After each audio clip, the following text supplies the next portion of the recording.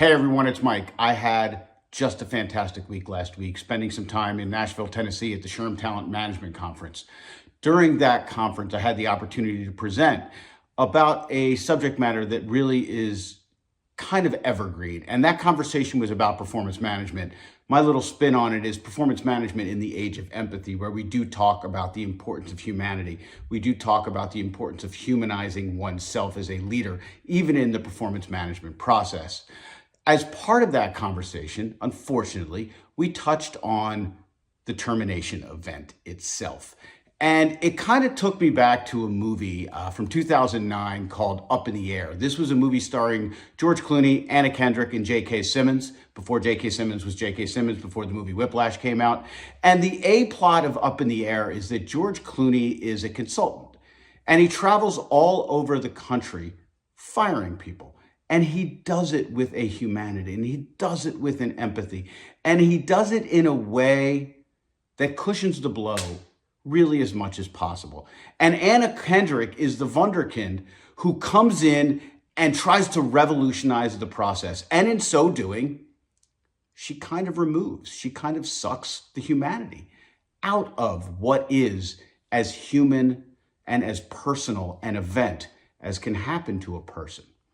So what I want to talk to you about today is the termination event itself. It is a reality. It is an unfortunate circumstance with which we all have to deal at some point.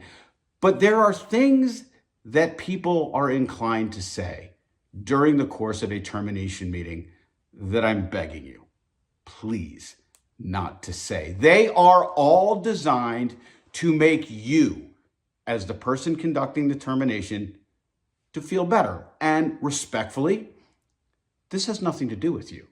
Respectfully, this conversation has everything to do and should be singularly focused on the individual who is sitting across the table from you or across from you in some virtual platform. So I want to take you through 9 things that I have heard, some of them in Up in the Air, some of them from clients, some of them I've read in stories.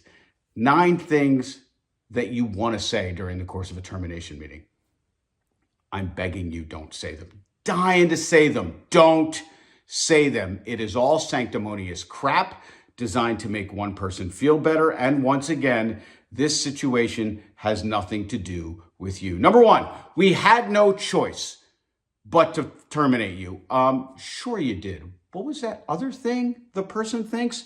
Right. You could have not fired me. We always have a choice. Don't lie to the person as you're sitting there. Don't try and come up with some kind of an excuse. Of course you had a choice. We're direct. We're respectful. Number 2, I'm sorry. And this one is hard. Well, how can I show empathy? How can I show kindness and understanding without apologizing? Folks, you've done nothing for which to apologize. You've done nothing wrong. And even if you make the apology, really one of 2 things happens. Either 1, the person doesn't hear it, or 2nd, the person does hear it and thinks, my manager didn't want to fire me. Somebody's making my manager do this. There's some disagreement here somewhere. I wonder if I can't squirm out of this termination. Don't apologize.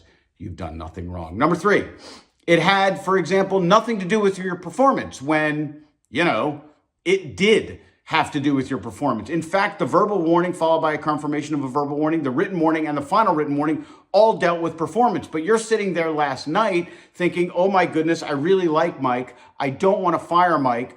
I don't want to say we're firing you because you're not doing a good job. So you know what we'll do? Position elimination, folks. Do not characterize something as a position elimination if you intend on needing those functions anytime in the near future.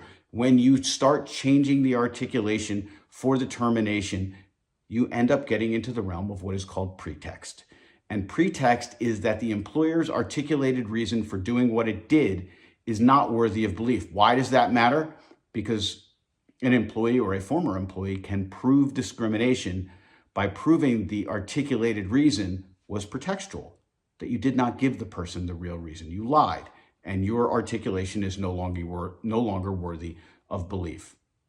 If the reason is performance-based, then say it is performance-based. Number 4, You just didn't try hard enough. You have no one else to blame. You just didn't try hard enough. Why would you say this to somebody on their way out the door?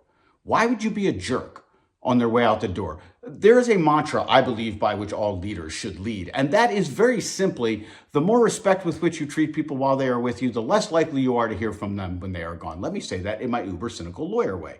The better you treat people while they're with you, the less likely they are to sue your ass when they leave.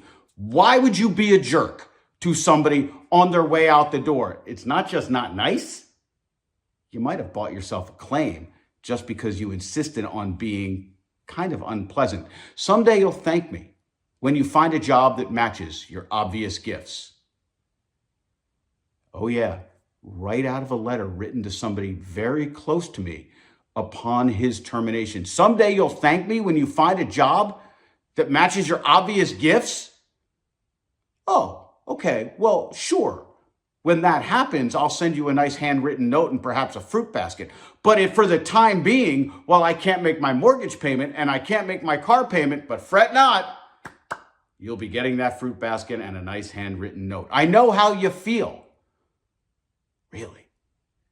You've been fired by you before. You've had to go home to my wife and to my daughters. You don't have a clue how I feel. Again, sanctimonious garbage designed to make one person feel better. Pardon the impersonal nature of this email, but you're fired. No. We don't fire people by way of email. I can actually think of a couple circumstances where perhaps you might fire somebody by way of email. Number one, the person is off the grid. They are gone. They have stopped showing up. The last contact information you have for this person is their personal email address. So you're confirming a resignation. Second, you're terminating somebody because they have such a propensity for violence that you don't even want to put somebody on the phone with that person to terminate them. Number 8, I didn't want to send you an impersonal email. So here is a very personal voicemail. You're fired. No. Still a problem. And the granddaddy of them all, the one that we hear all the time and that I implore you, I am begging you not to say, this is harder on me than it is on you. Who are you firing that it is harder on you than it is on the person whose life you just turned upside down? Who are you firing? Your kid? Your maternal aunt? Mama? Poppy? Who are you firing? That it's harder on you. It is not harder on you than it is on that other person. We conduct termination meetings. We get in, we get out. Direct, respectful conversation without the sanctimony. Thanks so much, friends. Please comment, please share, and as always, hope to see you again real soon.